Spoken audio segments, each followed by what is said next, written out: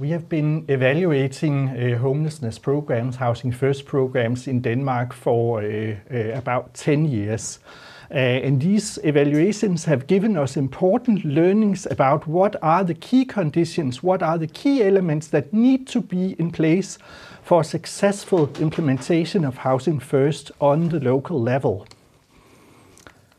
First of all, there are three main conditions, three key elements that needs to be in place to secure a successful implementation of Housing First on the municipal level. First of all, there needs to be systematic procedures in place to provide housing for the program. Secondly, there also need to be the availability of sufficiently intensive and flexible support for the people being rehoused in the program.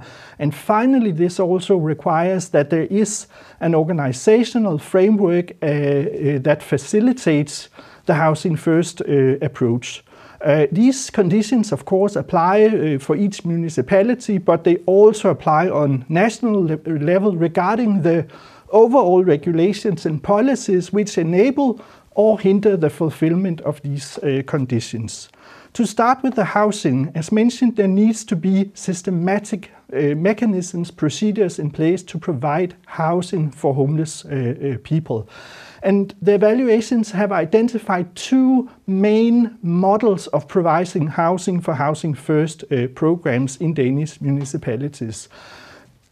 Municipalities in Denmark have a right to make use of up to every fourth vacancy in public housing for referral to people in acute housing need with social problems.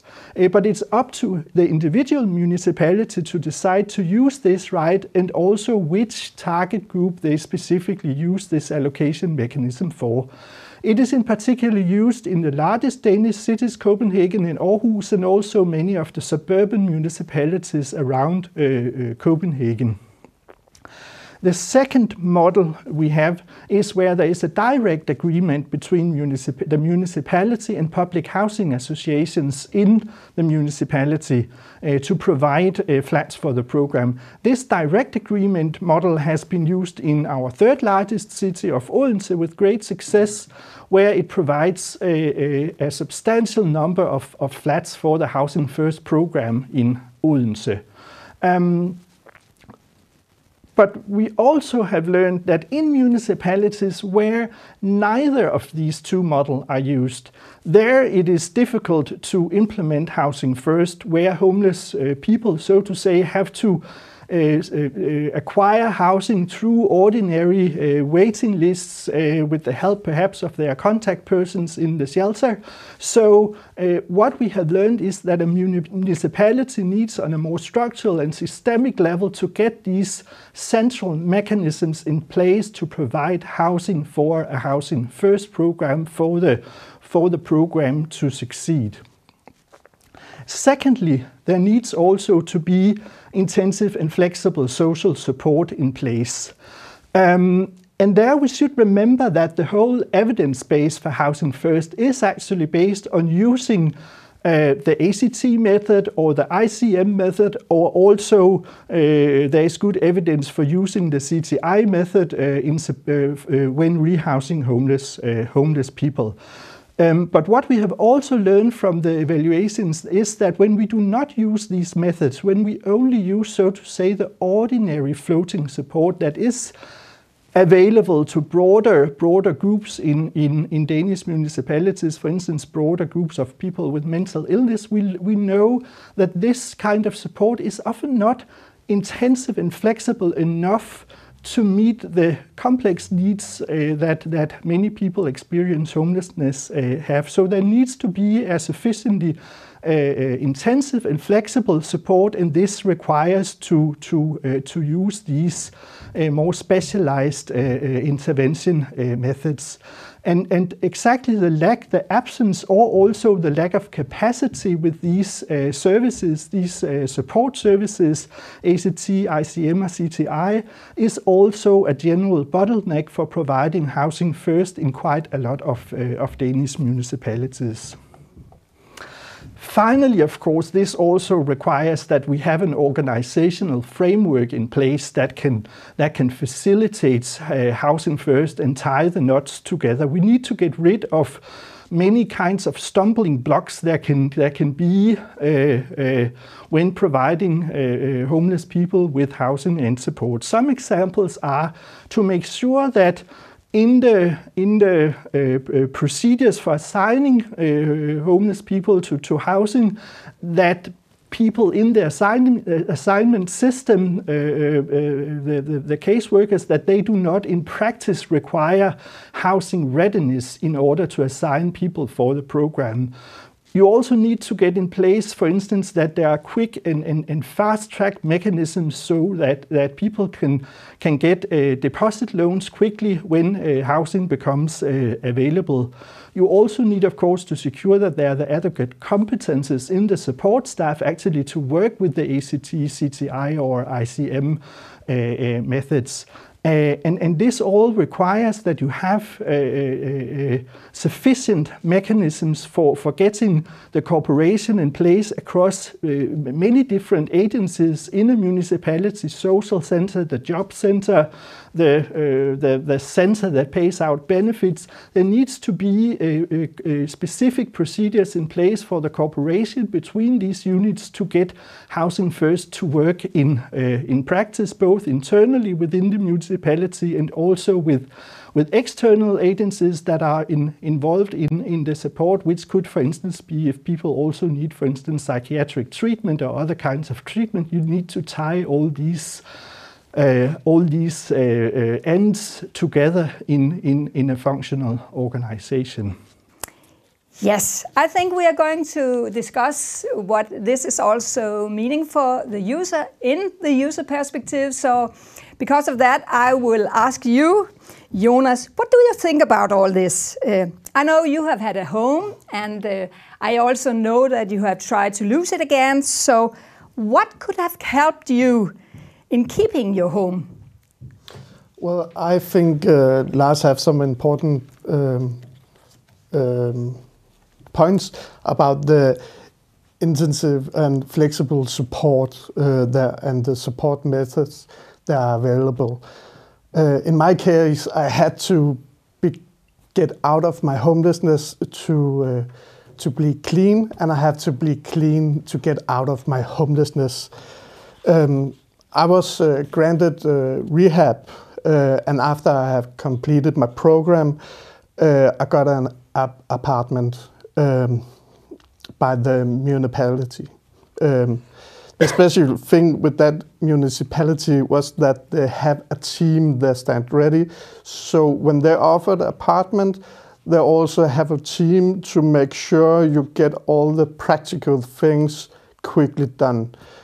Things like changing your address, make sure you got applied for the social benefits and so on. They came the day after I moved in, and I think done all those things. But I also needed some support to build a daily routine. And the thing was, when I had the meeting with my caseworker, and she asked what type of support I needed, I asked for the CTI method because I have read about it and I think it would suit me, and the method prescribed would be a good thing for me. But then she asked, what is the CTI method? And it ended with I had a support 1 hour once a week, and it was way too less for me. I needed much more support after several years in homelessness. I started using again, and it ended with I have to get rid of my homelessness in a different way.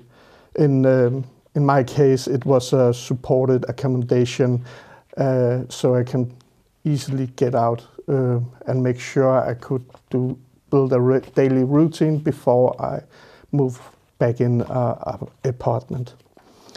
I think it's a very good example of why the support is crucial.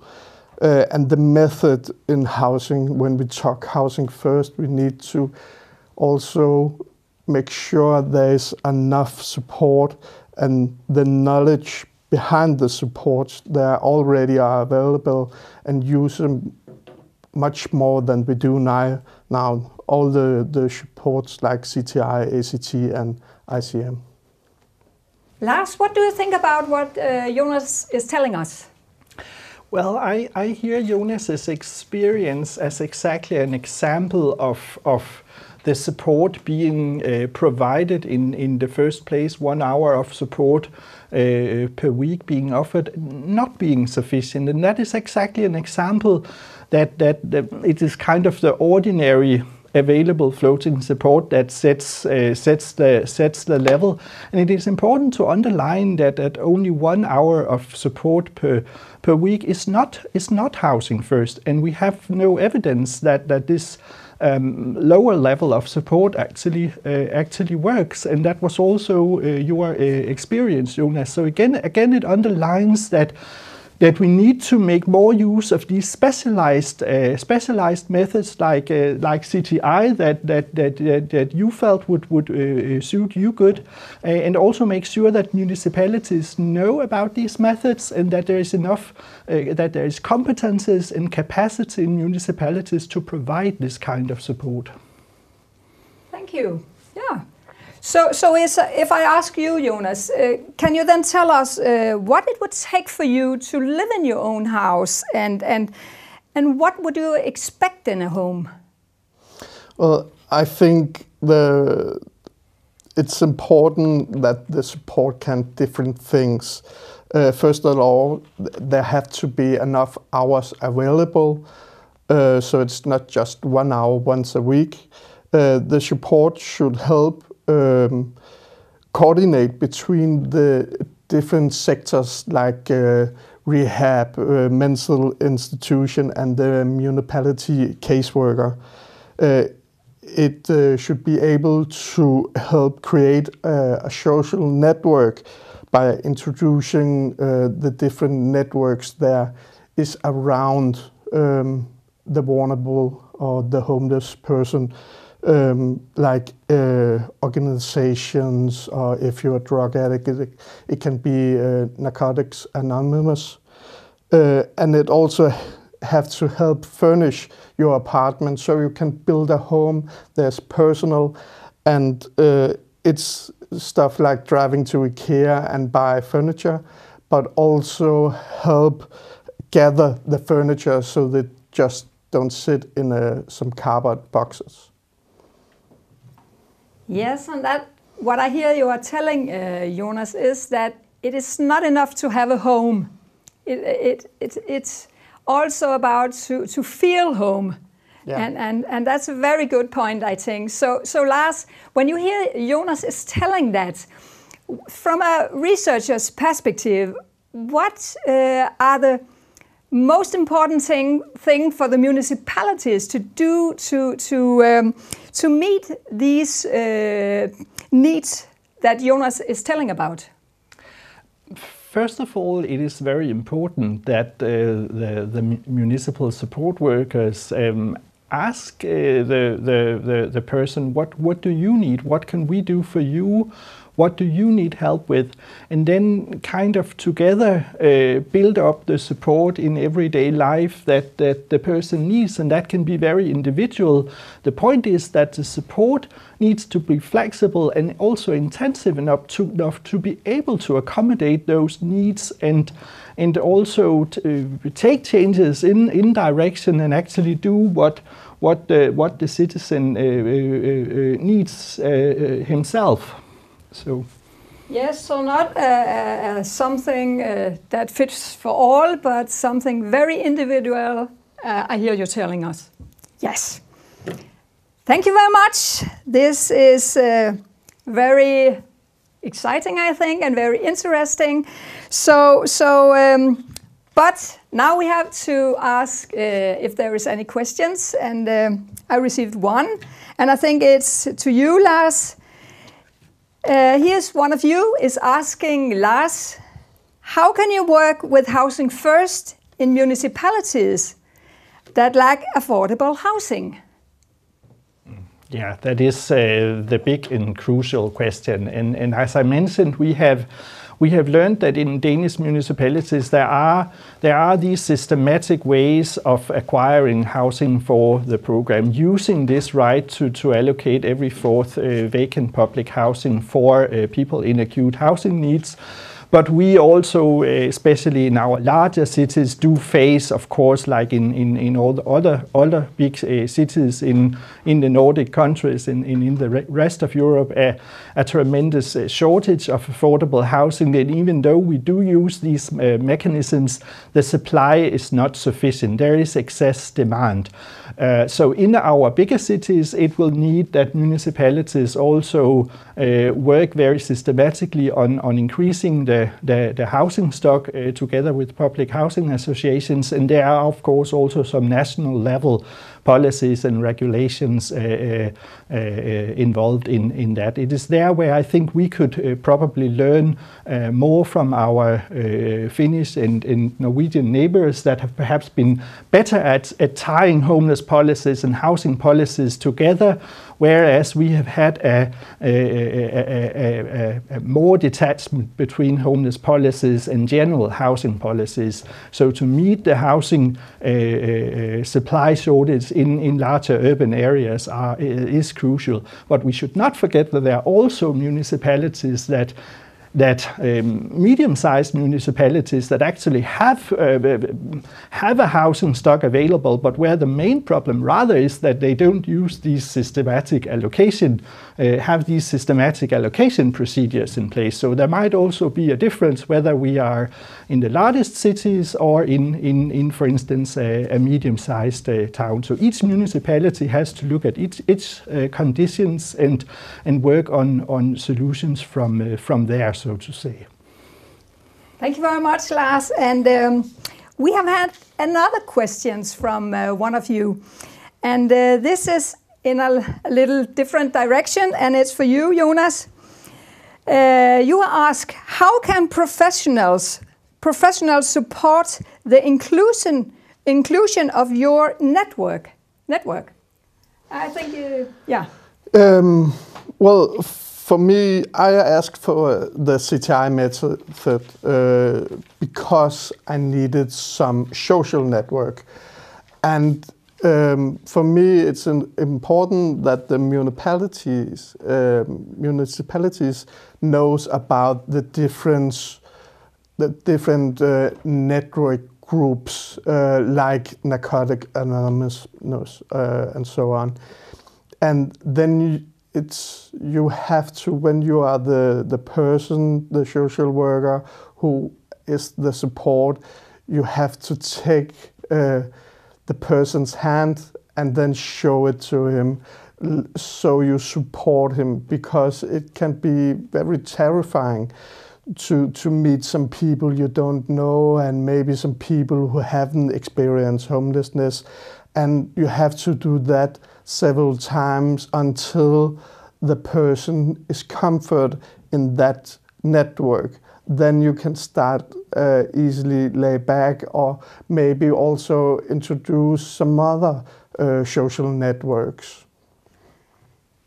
Yes, I think that was social network. Can you also tell a little about, that is my question, can you also tell a little about network could also be the private, your family and so on. What do you think about that? I think you have to take and make sure it's the person's wishes, and then you have to work together and make a strategy for how you make those contacts, so the person is comfortable with that strategy, and it's in the pace of the person. So the person don't feel pressure to do anything, and it can be like start helping press the button in Facebook, or small things and small steps, but in so it's in a pace that the person feels comfortable. Okay, thank you. And you are very good in asking questions out there. So we have another question here, and this is always also for you, Jonas. The question is, what is most important that professionals focus on when supporting citizens? What is the most important thing? It's very difficult to say, because every citizen have different issues. So it's most important is to make a plan for what kind of support it can be.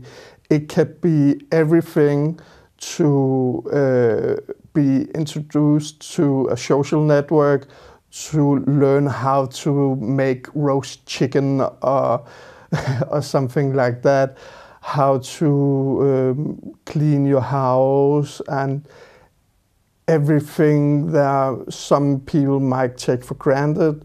But if you have been homeless and if you have been in a shelter, you are normally used to meet up someplace and then you got a meal 3 times a day, and that's your routine.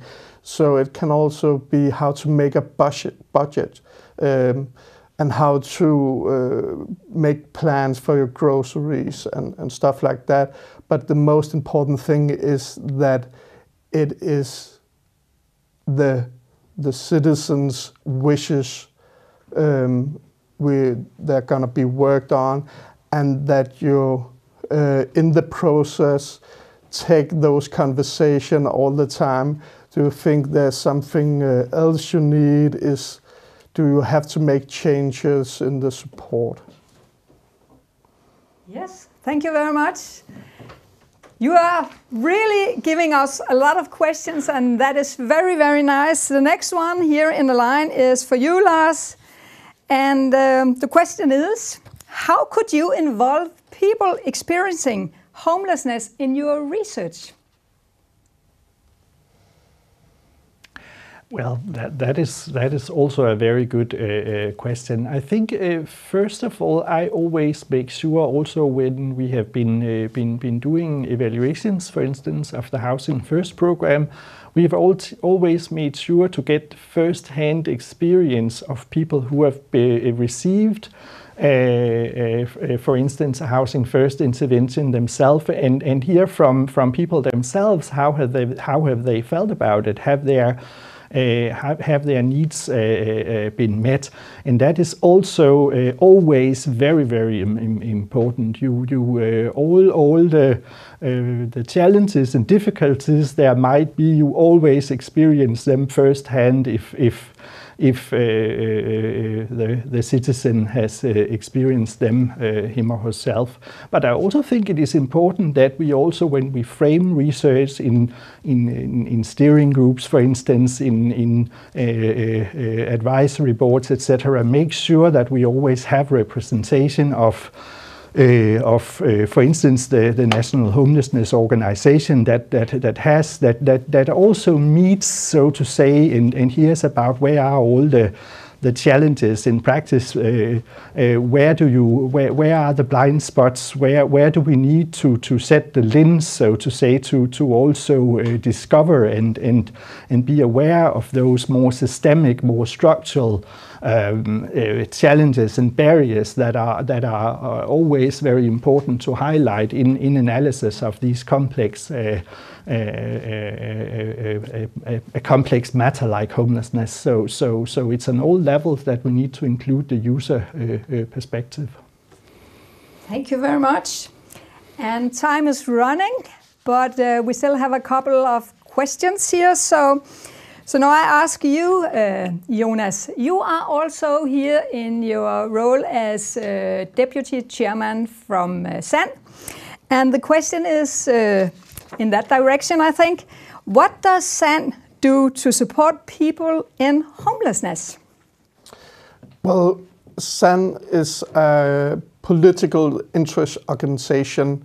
So the thing we do is that we can make complaints if the municipality stop your social benefits, We can help you apply to the shelters.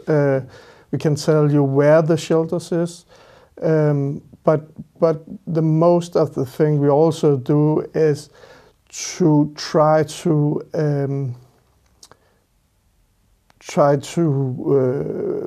how do you say? We have meetings with politicians and ministers and stuff like that, and then we take the homeless people and make sure they get a vote. So we take the little man's vote to make sure we have some influence in the society, so it benefits the homeless people. Thank you very much. And I think perhaps this will be one of the last questions. Indeed, I have a lot more questions from you, but I think the time is running so much that I'll take this final question. And that's actually for both of you. The question is, do you have any concrete suggestions as to how we could collaborate more in the area across the Nordic countries? Jonas, do you think something in that direction?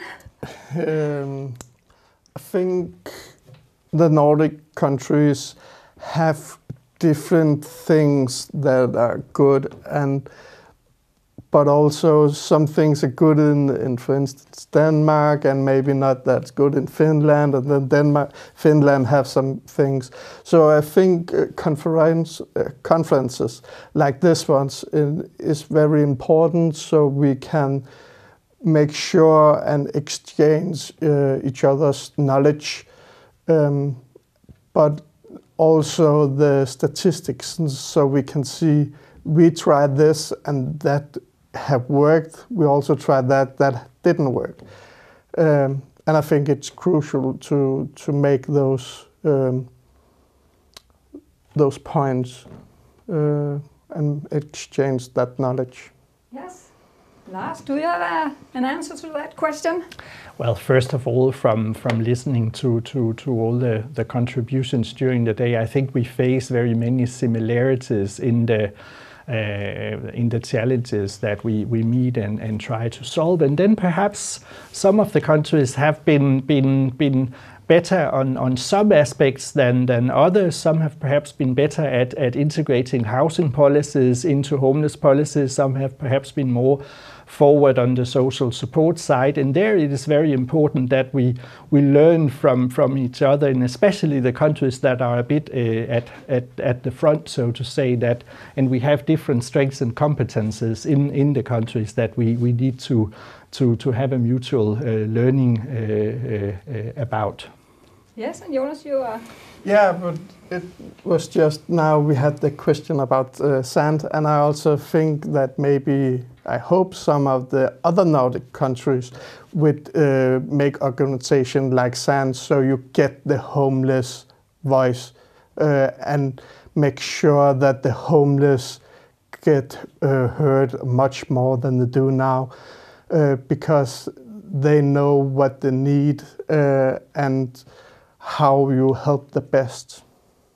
I think that was really a good line to finish this presentation with. So thank you very much. Thank you very much for very good questions, and I'm sorry that we couldn't answer every of them, but thank you very much.